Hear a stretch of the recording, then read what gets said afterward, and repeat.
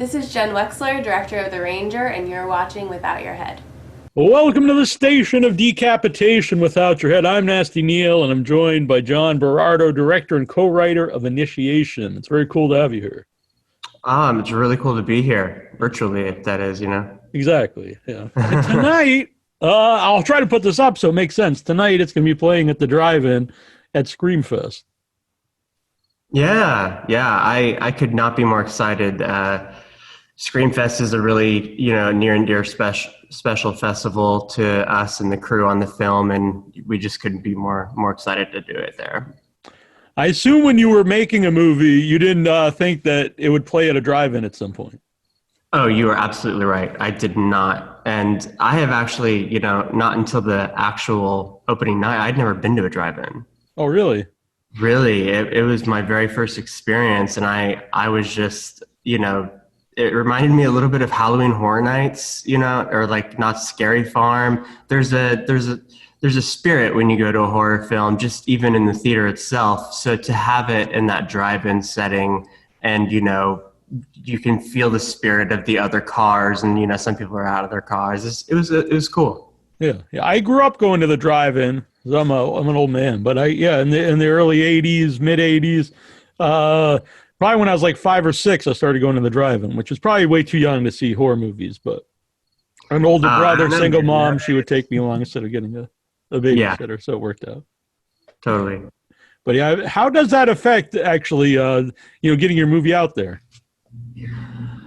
The COVID or drive-in? Well, COVID in general. I guess the drive-in is a nice alternative. Yeah, well, I mean, you'd think COVID would stop the movie from getting out there, but we've been able to persevere this year. We were scheduled to be a midnighter at South by Southwest in March, and pretty much it all happened like March 13th. I remember was our premiere date. And that was the day that the president said, oh, maybe this is a bad disease. And so I think that, if this movie has done anything, it's proven that you can still get a movie out there if, you have enough people who believe in it and, the right kind of team behind it and the right kind of movie that people want to see. And so I think that this movie has been able to really stand against the pressures of COVID, and audiences watch movies at home all the time, and if anything, COVID has really changed, if not at least steered the way that we think of how we are going to watch movies. The studio system, the distribution system, it's all going to change. But making a movie, that's something it's always going to be. It's always going to get easier for people to do because we've got phones in our pockets. But, COVID has really given us the opportunity to rethink how we can do that even as well. Mm-hmm. Yeah. Speaking of phones, actually, I'm always annoyed by people using their phone in a movie because it's like you just see a person on their cell phone and you don't really see that. But I thought you had an interesting way of dealing with that where it still made it interesting to watch the movie visually. Well, thanks. Yeah, that was important to make we wanted to make a movie with characters that really used cell phones, that like the way that we do nowadays. We use phones a certain way every day, and I hadn't been able to watch a movie where I felt like I saw characters in film and TV using phones the way that I did just every day.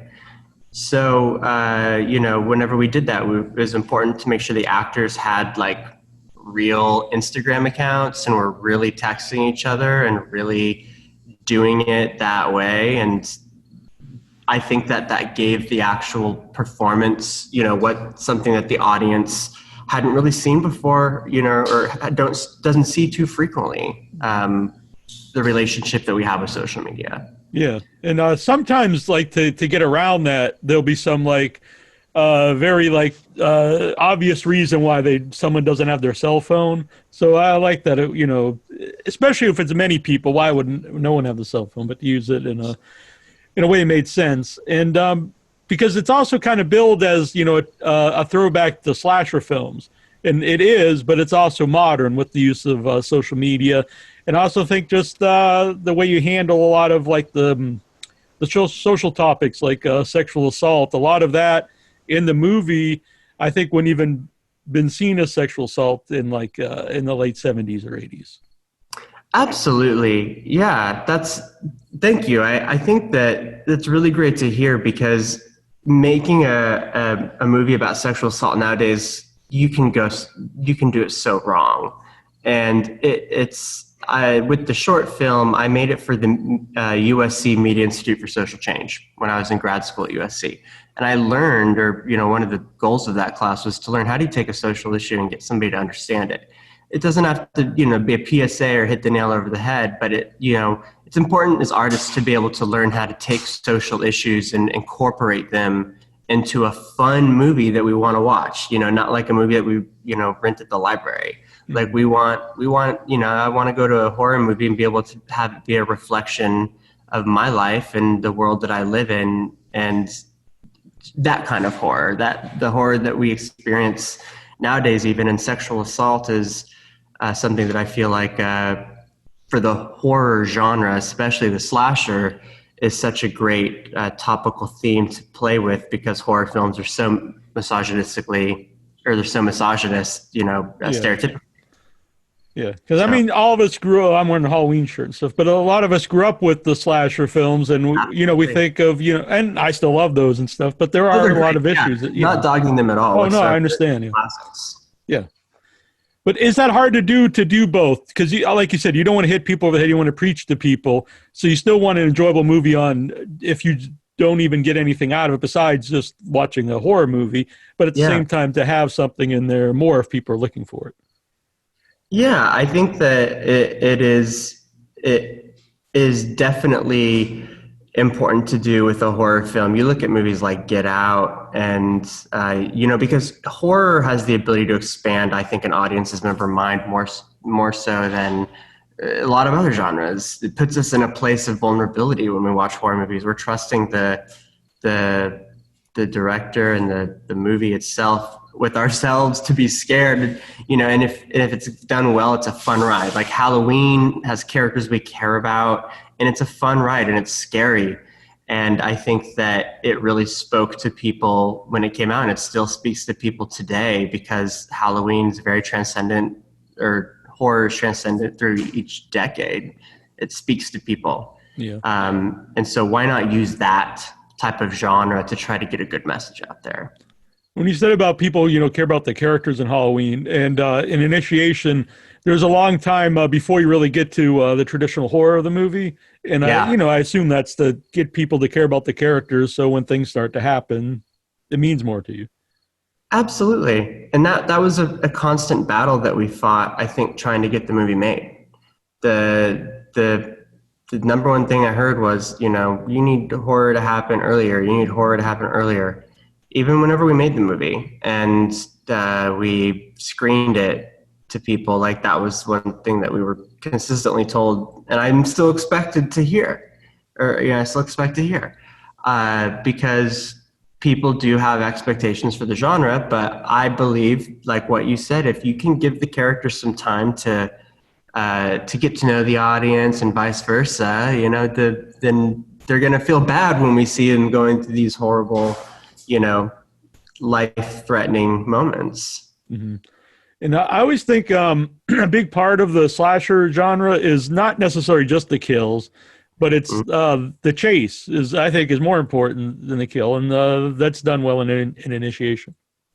Awesome. I am so glad to hear you say that, because I read that I Know You Did last summer, Sarah Michelle Gellar, Helen being chased by the fisherman hook scene so many times. Like I looked up, like that was one huge, I think it's a great chase scene. And obviously Sidney Prescott at the end of Scream is just epic, but I wanted to find that 90s horror thriller, kind of vibe that was put into the slasher genre. In Halloween, and Jason, you did have great kills, and you had some pretty good mini chases in the 80s horror films, but the 90s, you really brought in those like 10-minute long sequences that are, they're just like a great thrill ride.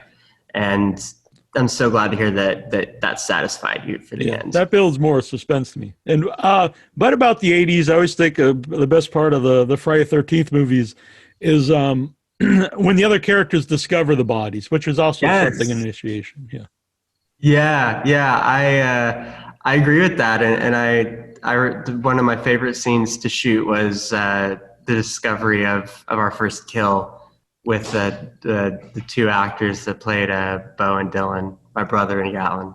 Yeah.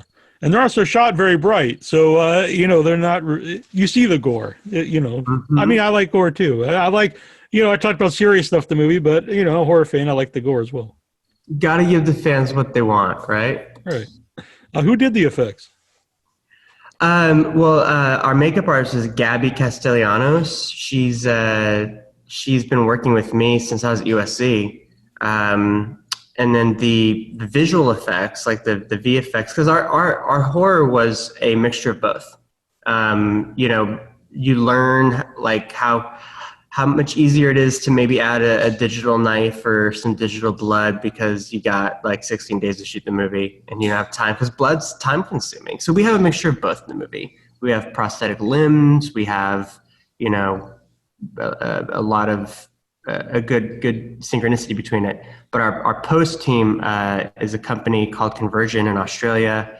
And, I sat with some of them in Adelaide, just watching them paint some blood shots that we needed fixed and, really sort of adding on to what we had on set.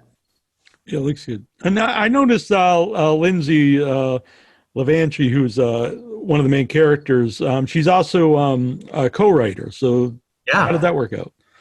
So Lindsay and I went to UCLA together.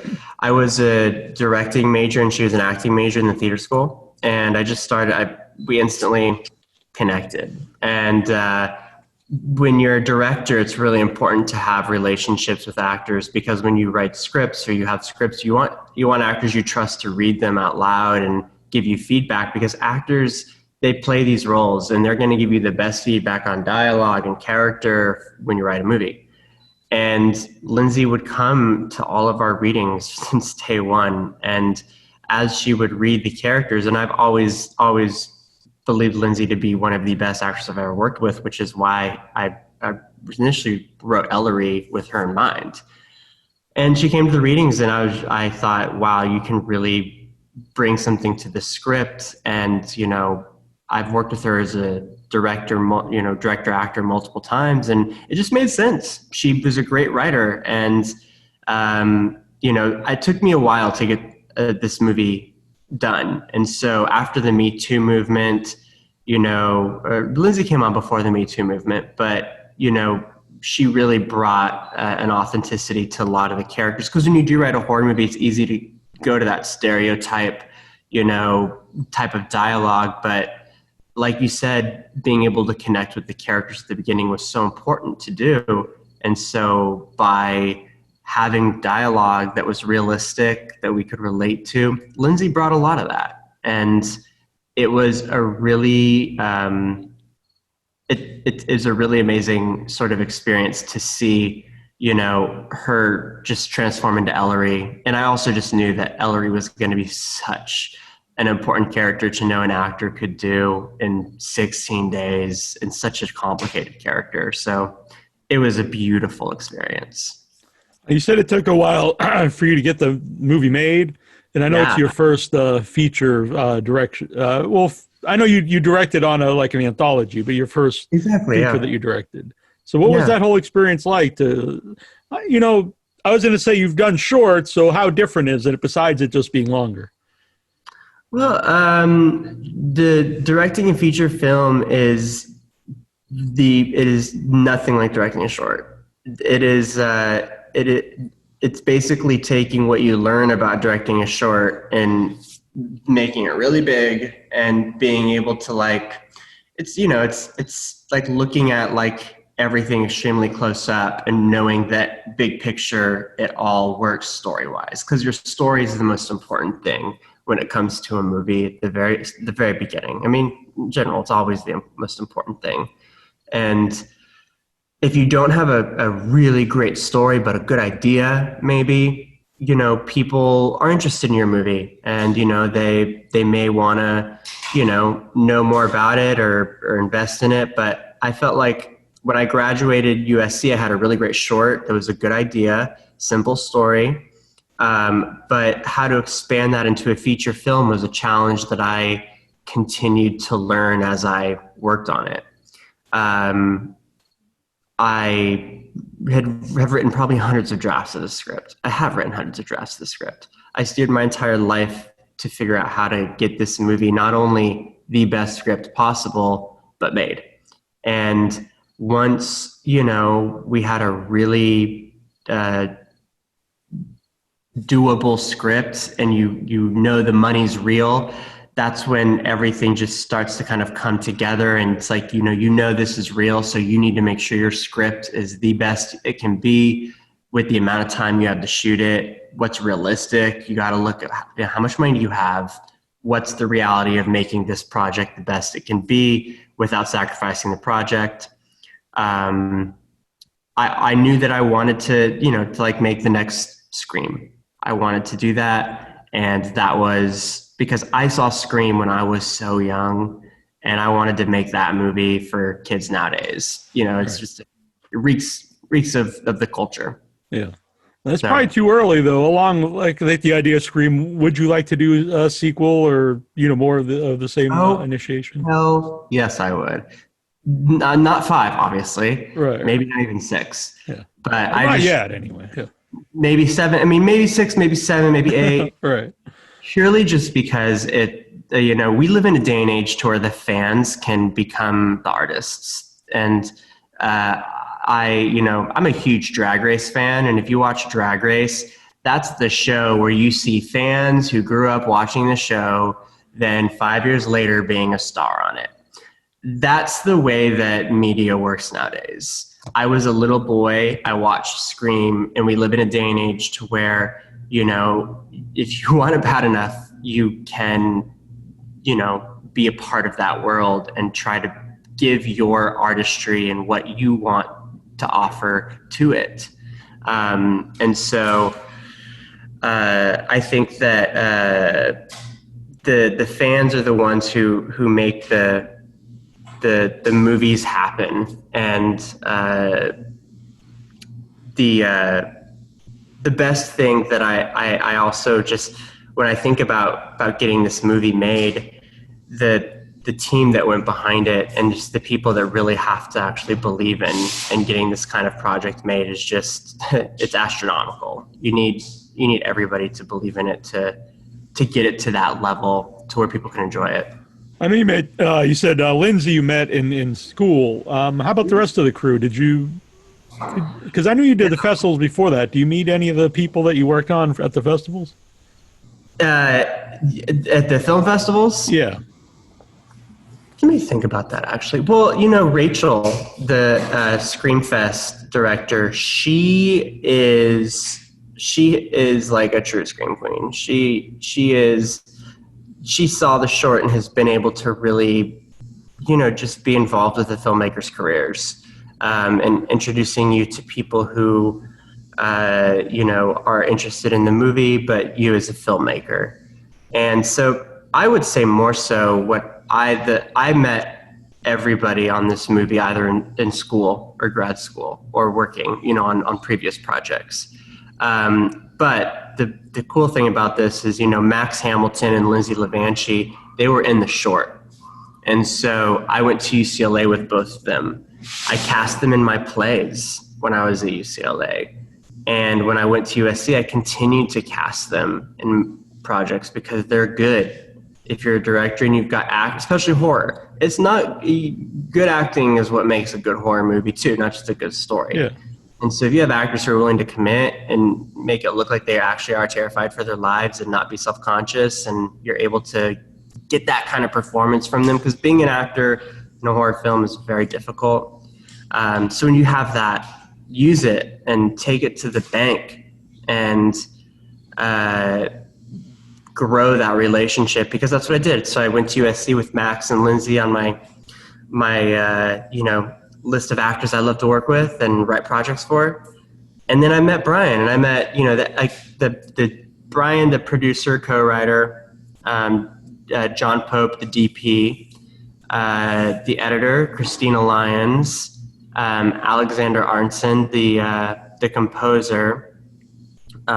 We've all worked together for 10 years. And all of the people I named were part of the short film. So it's like you become a family, and your family just gets bigger, and there's no way in hell this movie would be made if I didn't know those people. For sure. We met our first investor through John Pope, who I went to USC with, who is the DP on the movie. It's really about your network, but when your network provides those open windows and that opportunity, you got to be ready. You got to be ready for that. And that, that's what, the network will give you the moments for. So Initiation's playing tonight, Thursday, when we're recording this anyway, at Screamfest. And it might be too early, but do you know where it goes from here? Well, it's going to be at Sitges next week in Spain. And after that, the domestic distributor, Saban, the movie was acquired by Saban back in summer. And they are going to start ramping up early 2021 for, hopefully a spring release. Okay. That's what we're in talks for. But you know what? 2020, COVID, who knows what could happen? You just got to be right. Yeah. Hoping for the best, but prepare for the worst. Right. Yeah. I remember, several months ago, everyone assumed, at this point in time, everything would be back to normal. So who knows about what's going on in 2020? What is normal nowadays? Right. But congratulations on this playing tonight and distribution and the movie in general, getting it finished. Thank you so much. And thank you for watching it and, recognizing all the things that I had hoped that horror fans or fans in general would recognize about the movie and identify with and see. Yeah, you're welcome. And thanks for doing the show. Thanks for having me, man. Yeah, have a good day. Hi, Suze Lanier Bramlett here, the original Brenda from Wes Craven's The Original Hills Have Eyes. Yeah, but right now I want to talk about voting. This is a picture of my dad. Now, he was neither a loser or a sucker, as Trump has referred to our servicemen and women who sacrifice their lives daily to defend democracy. Like John McCain, my dad was caught, captured, and tortured in World War II, fighting a vicious dictator who killed millions of people. Now, I don't know about you, but I've had it with this current administration. I would love to have a president who represents decency, someone who doesn't lie, someone who's not afraid to show his tax returns, someone who believes in science, not just padding their own pocketbook, and someone who wants to unite the people, not divide them. I hope you're registered to vote, and please consider supporting Joe Biden and Kamala Harris in this most important election of my lifetime, and probably yours too. Biden-Harris 2020. Thank you.